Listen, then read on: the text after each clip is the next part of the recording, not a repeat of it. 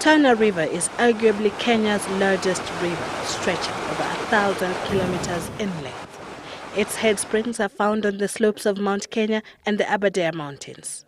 However, this scenic view is not the reason why the Tana Delta has recently been on the limelight. The persistent conflicts pitting Pokomo agriculturalists against the Orma, Wardei and Somali pastoralists has constantly attracted the attention of Kenyans and the international community, with close monitoring through the eyes of journalists. Here, conflicts are more likely to occur during drought more than the wet season. When the hinterland gets dry, Tana River becomes the only permanent source of water within the basin, and the scramble for scarce natural resources results into conflict of interests. August 22, 2012. Kenyans woke up to shocking news that at least 52 people had been killed in ethnic violence between the Orma and Pokomo communities in Riketa area of Tana River district.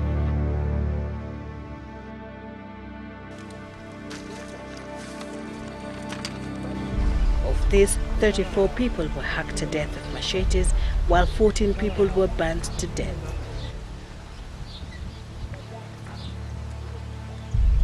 Watu wakishtuka, jamaa wakaingia na risasi. Mimi nilikuwa nikizisikia risasi pale mahali niko. Zilikuwa zikilia kama muziki. Risasi nyingi za hali ya juu. Really, today I was shocked of what I saw. In this day and age, to leave people in this state. 53 people were killed, whereby 6 were men, 34 women, and 13 children. Halafu affected animals were 94. 60 were killed, and 34 were injured. Around 97 houses were burnt down. Residents of Kilelengwani area then suffered what is believed to be retaliatory attacks between the two communities. Here, 38 people were killed, including 9 police officers. Journalists drawn from various media houses flocked to the area to cover the incident. The tough terrain in the delta, including large swamps and patches of thickets, making it difficult for journalists to maneuver. Cow was a little bit complicated. You need to use a speedboat because it's been surrounded by the River Tana. And remember, this river is crocodile infested and the hippos. So we ended up staying 2 days without a story. These waters are, I mean, they're up to your neck, and some of us are not swimmers, and you can imagine how we risked, not knowing the kind of challenge we will undergo. The three guys, the driver, my reporter, NTV reporter, they took their time. They could walk very slowly, but me, I was next to him. So when we finished, where the place where I thought was, I could not go alone, just coming out. This guy tells me, you know what? Yesterday here, 2 Gomes were eaten by crocodiles. Wow. And you've just finished crossing. You still think you have colleagues behind you.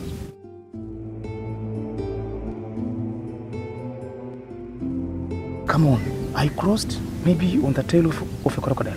And then I've hereby crossed again. Why did I take all these risks? Why did I take all these risks? This is where we approached the Riketa incident from where did our Warinde, but this is the direction. We went up to Riketa B. Then after covering a distance of 2 to 3 kilometers, then we enter where the incident was. That is Riketa village, the main Riketa. And how were the journalists able to access the areas? They used the same means as we did. No any other way we could make it. An even greater challenge facing journalists was how to handle the ethnic tension between the warring communities. It happened then at one time we wanted to find out actually what is the problem. Is it a pastoralist to cash crop farmers issue, or the issue of a historical background of this case? And our interviews with the locals, especially after the Riketa incident, which it raised the eyebrows of almost all journalists and all state organs and other interested organ on human rights. They wanted, because it had a big number, people had approached them to know how it used to happen. And what I gathered personally as a journalist is that there have been those differences between pastoralists and cash crop farmers, and the difference had been so minimal that sometimes it happened that maybe a pastor's community can either kill one person and then the elders come together, they sort it out, they pay some damages, and then that is all. The attackers were armed with machetes, bows and arrows, spears and handguns. At one point, journalist David Sharif, who was covering the Riketa incident, found himself on the receiving end.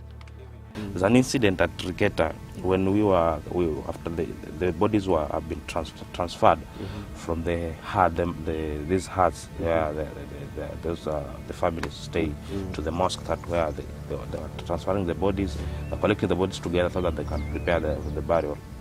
When now we are doing an interview with one of the locals there, a group of about 30 youths cornered us, and they were yearning for our blood, because they raised the spears, said, no, we need to finish with this guy so that the government now should know we cannot trust anybody. Anybody who is doing this ground, we cannot trust him, because these guys have been on the ground, and we believe as journalists, if they report, then we expect some change. But now the situation is getting worse. They sometimes mistake you for a rival community, and it becomes very difficult when you're covering. The intensity of the conflict was put into perspective by the number of casualties, scenes which journalists were not prepared for. The security issue was the biggest challenge, personally. And you're like, after the coverage, the images that you saw, for how long will you keep on seeing? So by the time you realize that you need to go see a psychiatrist, that would have affected you big time. As a journalist, I'm also a human being. I feel bad because I feel maybe that's like my father, my brother. I'll feel bad. It is so sad to see people like having cuts, they've been cut on the head, they have gunshots. So it is very sad. The horror of seeing injured people, thousands rendered homeless, threats to journalists' own lives motivated the Media Council of Kenya to conduct a training workshop on conflict-sensitive journalism. Journalists were taken through courses on safety, security, trauma and first aid. You don't want to be misinterpreted to being part of the security forces. So what you want to perhaps do is maybe modify it so it says press. Okay, and a way to do that is to stitch on lightly tack on a press badge on the front and back. I've learned a lot of things. I've learned that as a journalist I deserve to protect myself. That I've learned that even our media houses are supposed to provide for us safety facilities. They should even give us equipment which we do not have right now. Journalists are also equipped with skills on how to achieve objective and balanced coverage. From which you report, you need to understand those communities inside out. Who is an enemy to who? Why? Where do the grudges come from? What could have happened in the past? What are the bones of contention? Who has the resources,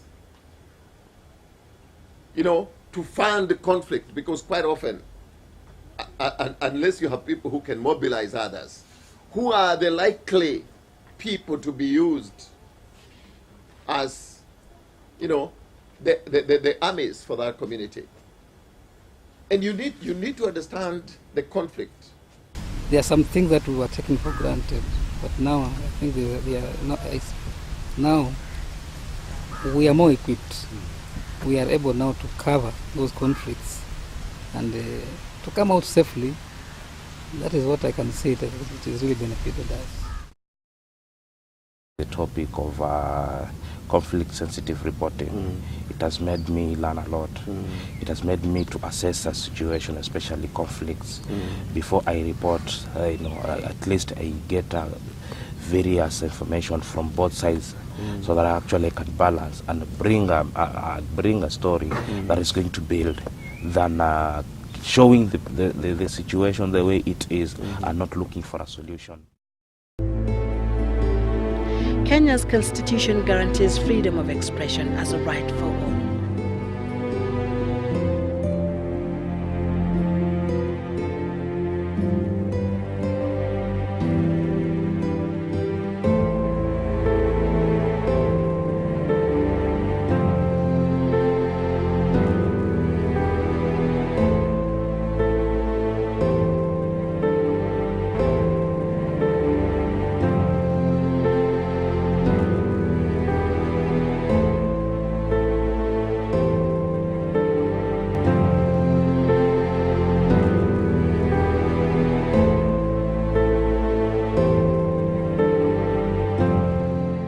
Journalists were trained on how to disseminate information objectively and professionally, guided by the Code of Ethics.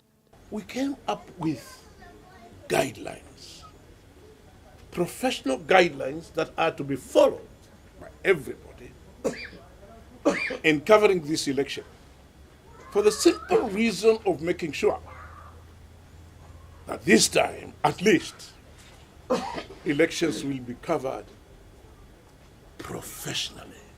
The story of a conflict is my brother. I'm writing a story on him. The code allows you. You said you are editor. That's a story that I have some personal interest, or because I come from that village, I can't do it. And the code supports conflict of interest. Yes. And it's allowed in the code. So don't die to do the story simply because you want to do what the editor told you yet. Even the code, and that is going to happen as we approach elections. Yes. Remember. The training is helping a lot. For now, I know how to go through such sensitive reporting, especially when there are clashes, and how I can go back and give out information that will not cause any tension. And then after that, I also learned some few tips that can help me during field work. Yeah. The media owners, they should run away from the commercial thing. Yeah? I know commercial is there, making money will be there. And if you stick to the rule of ethics, the making of money will still be there. It won't change. But I think the whole system is just not good. We need some new blood into it. Yeah.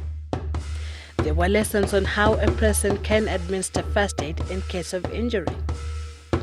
With all said and done, journalists agreed that it is upon them to ensure that they are safe and secure while on assignment. They emphasized that no story is worth their lives, and that gathering, packaging, and dissemination of information requires a delicate sense of safety first.